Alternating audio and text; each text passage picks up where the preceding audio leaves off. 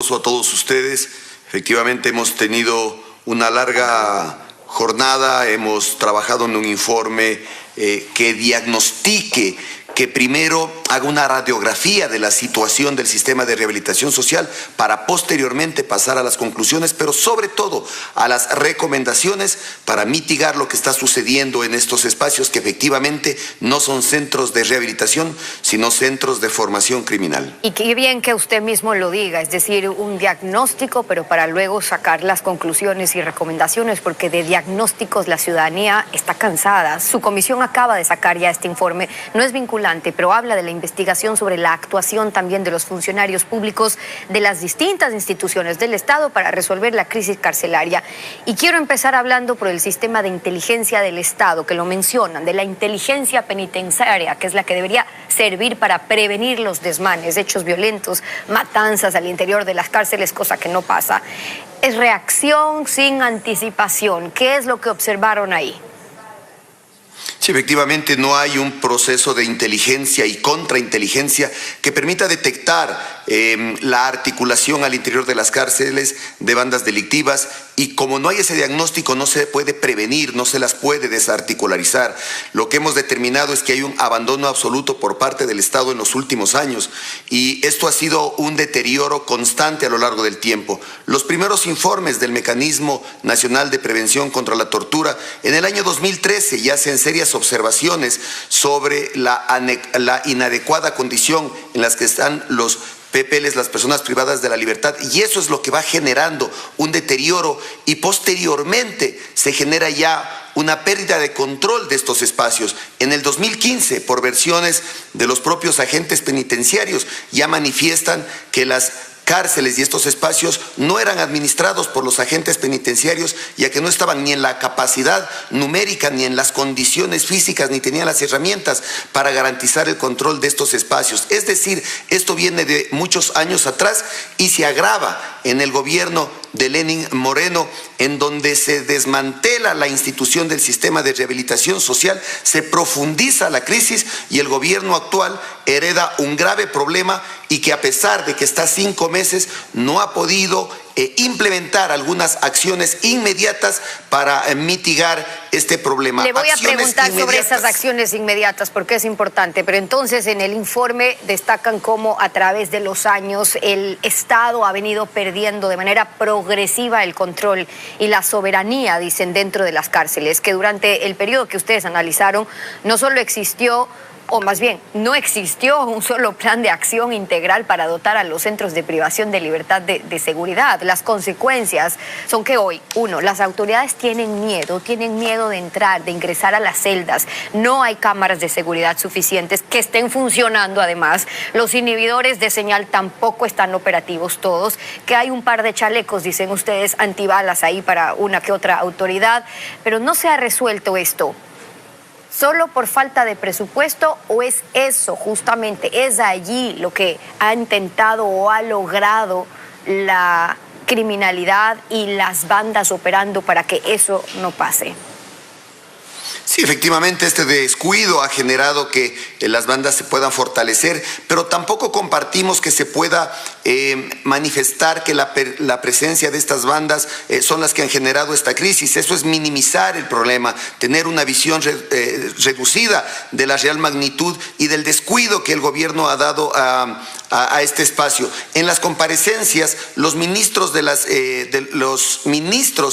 instituciones que están a cargo del sistema de rehabilitación social, muchos desconocían sus funciones. Es por eso que este diagnóstico se constituye, o este trabajo de investigación se constituye en una radiografía que le va a servir al Ejecutivo, porque ya está identificado cuáles son las funciones precisas que deben realizar cada uno de los ministerios, cada una de las autoridades para poder hacer frente a esta crisis. Pero lo primero que debemos hacer es rediseñar el sistema de rehabilitación social. El sistema actual no funciona. Tuvimos una conversación personal el día de ayer con el presidente de la República, y él ha coincidido en las recomendaciones que nosotros estamos manifestando de intervenir en acciones de corto plazo, de largo plazo, pero sobre todo generar una articulación entre todas las instituciones, no solo del Ejecutivo, sino también del eje de justicia, que le ha fallado al Ecuador en muchos ámbitos, y en este caso al sistema de rehabilitación social, porque no ha sido eficiente, no ha sido efectivo y no ha garantizado que la justicia esté presente en estos espacios. Ahora, ha habido una política de reducción progresiva de los presupuestos para el sistema de rehabilitación social, y esto mientras la población penitenciaria crecía, los presupuestos bajaban. Hoy recomiendan, entre otras cosas, hacer un censo, ver además quiénes están, separar a los peligrosos de los menos peligrosos, que parece una obviedad, pero lo cierto es que al día de hoy eso no está resuelto todavía allí, pero también indultar y sacar a los que son menos peligrosos. ¿Cómo en ese afán de esa recomendación que están haciendo no caer en el otro lado de la permisividad, es decir, por hacinamiento, que vayan unos cuantos ahí, que se filtren otros que sí resulten un peligro en delincuencia, en robos, etcétera, de vuelta a las calles? Coincidimos plenamente en ese criterio. Lo que se debe realizar es un análisis técnico y liberar efectivamente a quien se deba liberar, y que no se constituya en una herramienta en donde se dé carta abierta para que personas que deben seguir cumpliendo su pena puedan salir en libertad.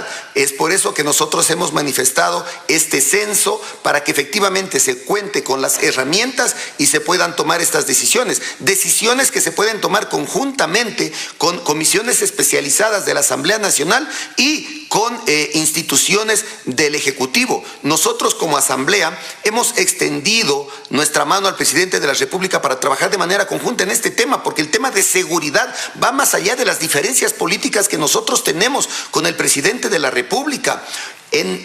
Nosotros, solo este momento, en este año vamos a presentar al Pleno de la Asamblea, es decir, ya para el debate, primero y segundo debate, varias leyes vinculadas a la seguridad, 3 leyes vinculadas a la seguridad, y en enero un gran código orgánico de seguridad que estuvo abandonado desde el 2017. Manifiesto esto para demostrar la voluntad de la Asamblea Nacional y de esta comisión de trabajar conjuntamente con todas las instituciones del Estado para pasar del diagnóstico a las soluciones, pero soluciones prácticas y reales. Y sobre todo porque no es favor, es responsabilidad también de la Asamblea como institución, y además porque es importante la responsabilidad de cada institución del Estado en un problema común que hoy es esa violencia y esa criminalidad. Ahora, este informe está buscando encontrar también responsables y responsabilidades, porque su título lo dice así, de las instituciones del Estado. Pero decir la judicatura, el ministerio tal, resulta casi que abstracto según los periodos.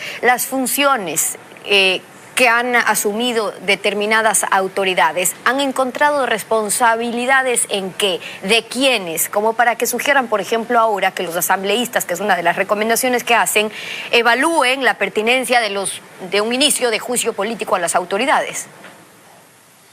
Sí, efectivamente, nosotros hemos querido dar un ejemplo al interior de la Asamblea, pero también a todas las instituciones del país, de no únicamente observar, cuestionar, juzgar. Hemos realizado 50 conclusiones y 75 recomendaciones a todas las instituciones del Estado.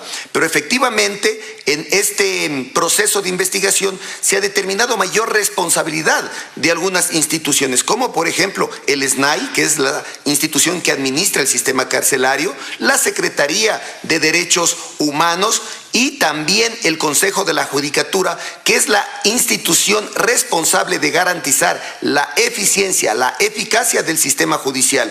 Hemos dejado nosotros abierta la posibilidad para que cualquiera de los 137 asambleístas tome la iniciativa de iniciar procesos de juicios políticos, y contará con todas las herramientas necesarias que esta comisión le puede brindar. Pero la solución no será únicamente remover autoridades. Hay que plantear soluciones, hay que trabajar en equipo, hay que articular entre todas las entidades que estamos vinculadas al sistema de rehabilitación social, pero sobre todo, en tema de seguridad ciudadana. Lo que pasa en las cárceles se refleja en las calles. No están desvinculadas estas dos situaciones, y hoy el Ecuador efectivamente no necesita diagnósticos, lo que necesita es soluciones, y eso es lo que está entregando esta Asamblea Nacional. ¿Qué pasa con las responsabilidades y en las recomendaciones más bien lo que sugieren sobre las facultades que tienen autoridades desde policías, pero también militares. Pregunto por qué. Porque más allá de que no se cumplan los procesos y no se hayan cumplido los procesos para la rehabilitación, la crisis y la corrupción hoy en las cárceles tienen nombre y apellido, y también es el narcotráfico, los negocios que se están manejando desde esos centros, con las bandas que ya se conocen. Pero si ellas controlan adentro, si las autoridades no quieren ni siquiera entrar a los pabellones donde ellos están, solucionar ese poder en las cárceles supone entrar, tomar control, pisos, techos, guías, armas. Y eso lo puede hacer solo la policía. ¿Por qué no usar la excepción de militares en un estado de excepción, por ejemplo? Esas son decisiones que debe tomar el Ejecutivo. Nosotros estamos realizando recomendaciones serias, recomendaciones técnicas, tal como lo hicimos cuando elaboramos este informe. Lo que sí vamos a hacer, y eso es una acción inmediata que está tomando esta comisión, es entregar las leyes que fortalezcan a las instituciones para que puedan tener una mayor acción, una mayor respuesta frente a la crisis carcelaria y también a la inseguridad ciudadana. Es decir, reconozco que son facultades del Ejecutivo, pero nadie quiere entrar a recomendar o a decir cuál debería ser el rol de los militares porque suponen los riesgos y conocen los riesgos que eso también supone. Pero recomiendan otras cosas, por ejemplo, solicitar a la Contraloría General del Estado que haga exámenes especiales a todos los procesos de contratación que hicieron el Ministerio de Justicia, el SNAI, durante todas esas declaraciones de estado de emergencia o excepción por la situación penitenciaria.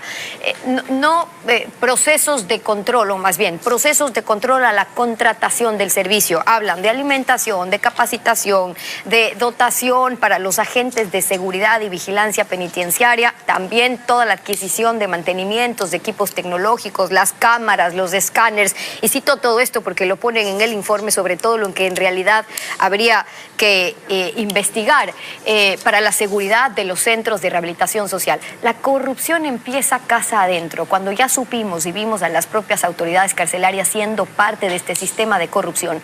¿Por dónde están sugiriendo entonces ustedes empezar esa limpieza?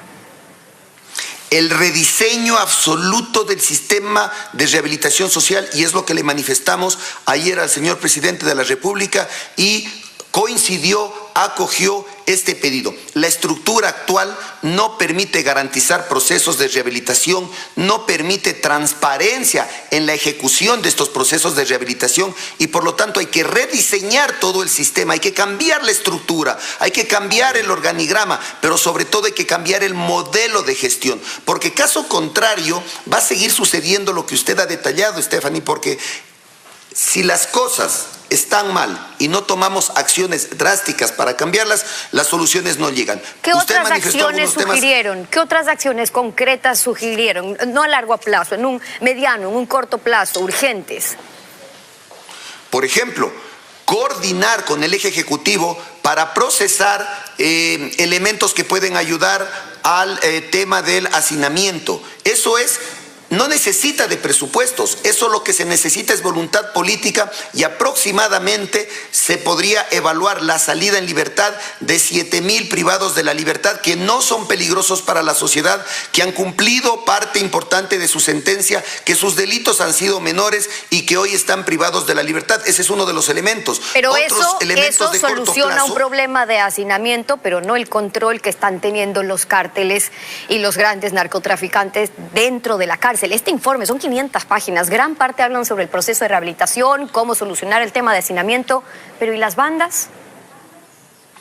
Hay que dar facultades a las instituciones del Estado, como por ejemplo a la Policía Nacional, al sistema de inteligencia, a las Fuerzas Armadas, para que puedan ejecutar acciones que hoy están impedidos. ¿Y eso en dónde se determina? En la construcción de las leyes. Es por eso que el día de ayer le pedimos al presidente de la República que conformen desde el Ejecutivo un buró que pueda trabajar conjuntamente con la Asamblea Nacional para revisar estas leyes y para que ellos hagan sus aportes a las reformas legales que les permitan tener mayores facultades. Es decir, hemos extendido la mano y el Ejecutivo hoy día tiene que darnos una respuesta para que trabajemos en esas reformas legales que van a permitir, por ejemplo, generar acciones como las que usted ha manifestado. Ramiro Narváez, asambleísta de la IDE por Carchi y presidente de la Comisión de Soberanía y Seguridad Integral. Gracias por venir a Contacto Directo. Con ustedes vamos